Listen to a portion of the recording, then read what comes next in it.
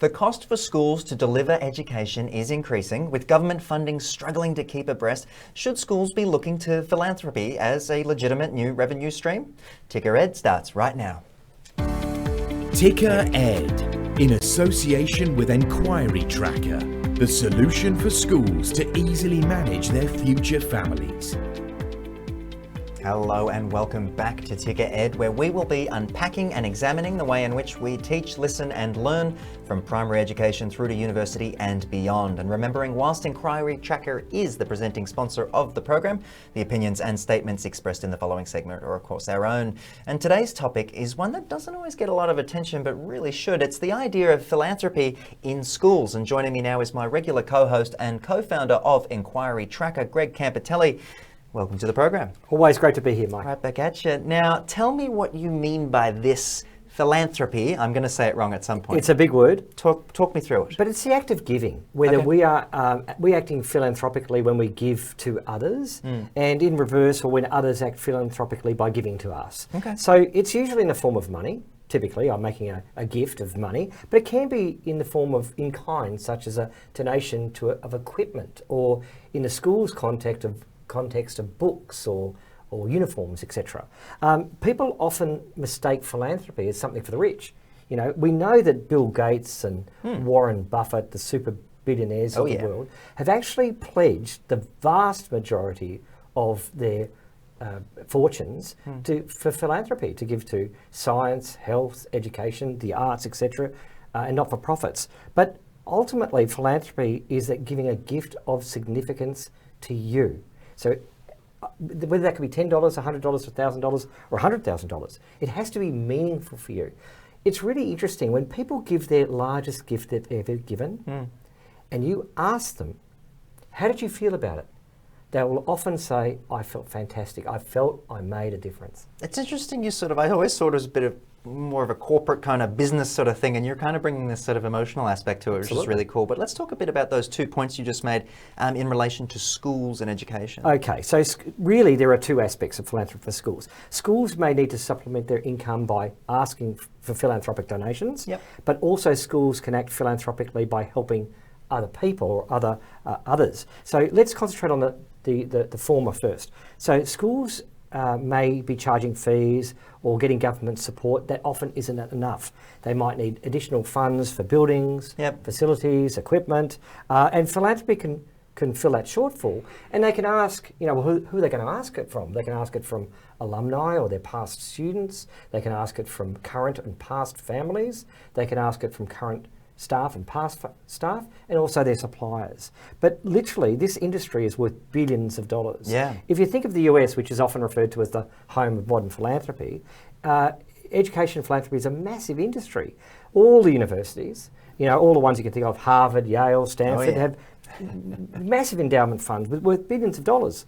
But increasingly, K-12 schools are looking at this strategy themselves. Yeah, it's interesting. And what about the second aspect there, where schools are philanthropic? Tell us about that. Well, really, they're going out to support initiatives, and it's probably a lot of the things we would experience. I'm sure you did baking and walking. Well, I was going to mention sausage sizzles, but you'd have to sell a lot of sausages in order to reach some of the numbers that you expect. And the bake-off, which my mother always hated because you had to bake it from scratch, and we always wanted to get the packet one, but it's sort of, it wasn't, But it might be to raise books for the library. It might have been to help some students who have disadvantaged. But often it's for social justice programs or charitable giving. So, that's very common in schools. Yeah. So, Greg, I've heard that schools can raise $1 million in just 24 hours. I don't believe that just off what I'm reading here.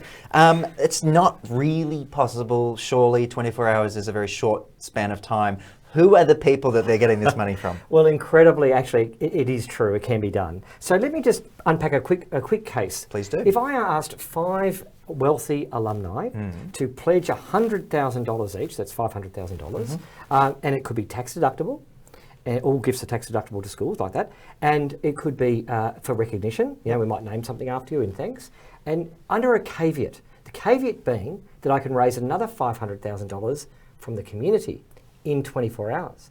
So I go to the community and I say, hey, next Friday, I've got $500,000 that will be pledged if you yourselves give your donation. So you give $100, it's going to be matched dollar for dollar by someone else. That's a big sausage sizzle. It is. And so what happens is the philanthropists feel really empowered because they're empowering others to give. Right. And the people who give say, my contribution has now been doubled. It's a really interesting flow-on effect that you've sort of brought up there. But you've always got to do it. Ultimately, Mike, the key is to ask. And most people don't ask. Yeah. And you know, it's like that old McDonald's principle. If you want fries with that, 50% of people will say yes, all right? But you've got to do it respectfully, and you do it thoughtfully and graciously. And I think that's a perfect opportunity to bring out our special guest. Yeah, it's definitely fascinating. Well, let's do that right now. And we've got Mandy McFarland, who's the CEO of Educate Plus, the peak body representing marketing, admissions, alumni and fundraising professionals in education across Australia and New Zealand. Mandy, welcome to the program. Thank you so much. Hello, Mike and Greg, and it's wonderful to be here. Thank you for having me as your guest. I'm always delighted to talk about Educate Plus, which I think what I'm here to do. Well, I was just going to ask you a little bit about Educate Plus and what it actually does. Yes, so we're a membership organisation and we have 2,500 members. We were started over 30 years ago by members for members, and we fundamentally are really the biggest network of advancement professionals across the country. We offer a range of professional services for our members, and that includes training, it includes research, benchmarking, mentoring, networking, and we're really dealing with all the people who work in schools and universities that do admissions and enrollments, and that's something that Greg knows a lot about. They do alumni work, they do fundraising, marketing, communications, events management. And it doesn't matter what the size of the school is. We have primary schools, secondary schools, and tertiary institutions that are large and complex. And our biggest benefit is the fact that we can connect all those people, and that you can learn and grow from someone who's doing exactly the same work that you do in your organisation somewhere else across the membership. Mandy, from a philanthropic and in education perspective, how does Australia and New Zealand, for example, differ to what's happening in, let's say, North America, Canada and the United States? Talk to us about that. It's a really interesting question, Greg, and I think I have to just start by saying every single country, regardless of its political affiliations or religious beliefs, donates and gives, and it's been like that forever in time. America clearly is a leading light in the space and has been for a long time, and I think that's largely due to just the sheer size of their population and the complexity of their educational system, and they actually ask people to give. But I think with Australia and New Zealand, we have a shared culture of giving, and you just have to have a look at that enormous support that was given for the Christchurch earthquake, the bushfires in Australia in 2020. We embrace giving in a big way. And interestingly, the 2021 Giving Index had Australia as number 5 in the world, New Zealand as number 7 in the world, America was number 19, and interestingly, Indonesia was number 1. And I think the whole point of me raising that is that philanthropy and fundraising is so much more than just the money. It's about a whole range of other things, whether it's giving time and expertise or volunteering. All those things go together, and those are the 3 factors that the Giving Index actually reviews every year. Mandy, let's just dive into that a little bit further and why philanthropy is actually important for schools. We've talked about the fact that it's happening and how great it is, but why is it so important? I think it's increasingly important, actually, Mike, and I think it's twofold. Firstly, obviously, the money and the increased revenue that comes into your school is going to make a fundamental difference, whether that's supporting projects like scholarships or building projects that build capacity and growth. The money is the one thing. The other really important element is the ability to build a vibrant and engaged community. You're going to have all manner of donors in your community. They may be people who are willing to give money because they have the money and the capacity to give. There may be people who want to share their expertise and mentor or serve on your board, or they might be donors who just want to volunteer their time and support the school, and that saves the school money too. The research shows us that donors who are engaged give twice as much and over a longer period of time. So it's really important to build an engaged community. Fundraising is a long-term business. So, it's important. It sure is, and I couldn't agree more with you, Mandy. It's absolutely perfectly articulated that. What resources and methods should schools be adopting that work best? I mean, Mike referred to the sausage sizzle as perhaps not the best way of raising $1 million. talk to us about the resources and talk to us about the best methodologies. Is it bequest programs? What is it, annual giving? What does it look like in your opinion? Yeah, look, I think there are 5 sort of factors that I think we need to take into account just to get started, to get the ball rolling. The first thing is you absolutely have to have the support of your head or principal and your board. Fundraising is an activity that everybody in your community needs to share, and it's not a dark art that's practiced in a room by one person that nobody can see. It needs to be embraced and out there in the community.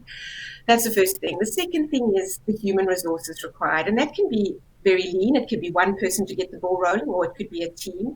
And the skill set there has to be somebody or people that are highly relational, are good communicators, are efficient and organized, can implement a plan, and who intimately know the community and understand the community. That's important. Number 3, I think you need a really good integrated database. We are all in the business of working smarter, not harder, and you can't do that without a tool that can give you data to drive your decisions. So I think that's really important. Number 4, I think, is just a compelling project. So you want to inspire your community. So if you have a project that everybody goes, oh my goodness, I have to support this, we have to get this off the ground, we can totally understand why it's important for the school.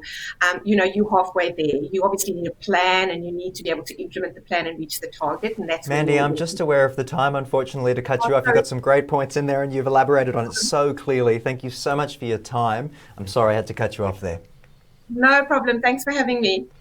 No worries. Now, Greg, give us those quick ticker ed tips for us just before we go. Okay, the top tips for philanthropy for schools is case. Make sure you know what you're asking the money for. Make it emotional, make it transformational. Market. Know who you're asking the money from. And finally, the method. Know how you're going to raise the funds. And bequest programs, major capital appeals, and major gifts work beautifully. Fantastic. Greg, as always, thank you so much for joining me on the program to discuss these important topics. Always great to be here, Mike. Thank you. And to all of you out there, I'm Mike Loder. Thanks for joining us on today's episode of Ticker Ed. I will see you again soon.